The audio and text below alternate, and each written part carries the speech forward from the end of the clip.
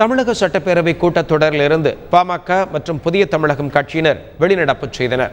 இதுகுறித்து பாமக உறுப்பினர் கணேஷ்குமார் கூறுகையில், இலங்கையில் போர்க்குற்றம் குறித்து சர்வதேச விசாரணை நடத்த வேண்டும் என கோரி தமிழக சட்டப்பேரவையில் தீர்மானம் கொண்டுவர வேண்டும் என கடந்த 2 நாட்களாக வலியுறுத்தி வருவதாக குறிப்பிட்டார்.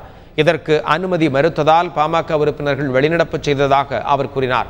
இதேபோல் புதிய தமிழகம் கட்சியின் தலைவர் கிருஷ்ணசாமி கூறுகையில், தமிழகத்தைச் சேர்ந்த 427 பேர் ஆந்திர சிறையில் வாடி வருவதாகவும் அவர்களை மீட்க நடவடிக்கை எடுக்க வேண்டும், தியாகி இம்மானுவேலுக்கு அரசு விழா கொண்டாட வேண்டும், இலங்கை பிரச்சினை குறித்து தீர்மானம் கொண்டு வர வேண்டும் என்றும் வலியுறுத்தியதாகவும் அதற்கு அனுமதி மறுத்ததால் அவையிலிருந்து வெளிநடப்பு செய்ததாகவும் கூறினார்.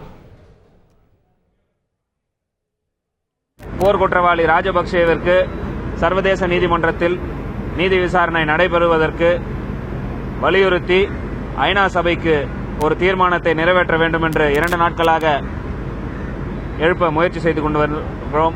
இன்றைக்கும் அதற்கு வாய்ப்பு மறுக்கப்பட்டுள்ளது. ஈழத்தமிழர்களின் இனப்படுகொலைக்கு நீதி கேட்க தமிழக அரசு ஐநா சபையின் மூலமாக சர்வதேச நீதிமன்றத்தில் இந்த நீதி விசாரணை நடைபெற வேண்டும். இலங்கையிலேயே உள்நாட்டில் அந்த நீதி விசாரணை நடைபெறுவதற்கான நடவடிக்கை